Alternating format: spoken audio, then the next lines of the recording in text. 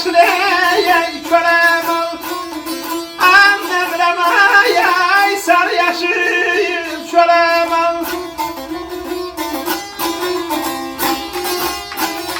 ay ter batar ay otarmaz ey bazarmaz ter batar balam otarmaz ay bazarmaz ne eylesin kaptırmağla körem alayla yayla balam ayla yayla balam oynayın alım ne eylesin kaptırmağla yan körem al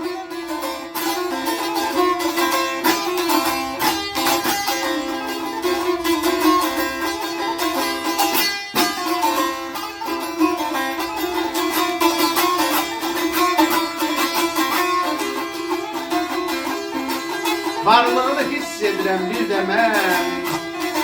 anlamıram sarı yaşıl çoramaz ter batar otarmağı bacarmaz ne eylesin tapşırmaqla çoramaz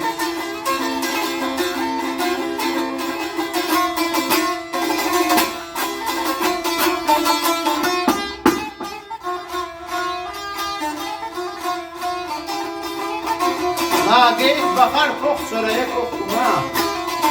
Kir vermez elin varına, acına, kokuna Sürtülməyə, ilişməyə, ehmaldan kokuna Anlayar mı ilandı bu ya çorunu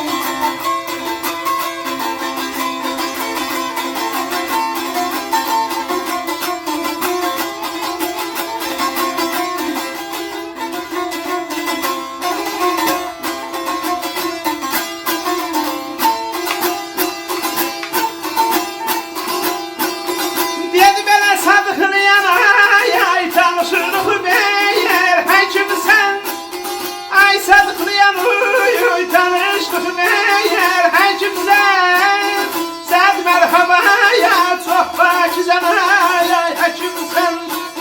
sen merhaba uy çok bakizan ya hekimsen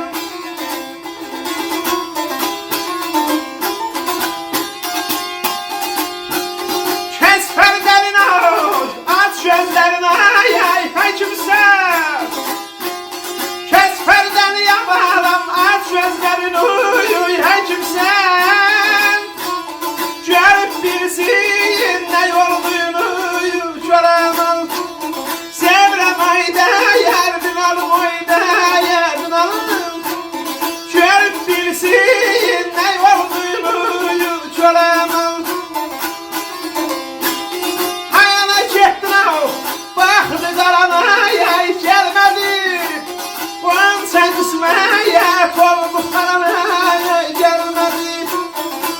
sen kısmeyet ol muhtereme gelmedi Sadıklı'ya tanıştık bir hekimsen Sen merhaba çok pakize hekimsen Kes perdeni at gözleri hekimsen Görüp bilsin ne olduğunu sorayama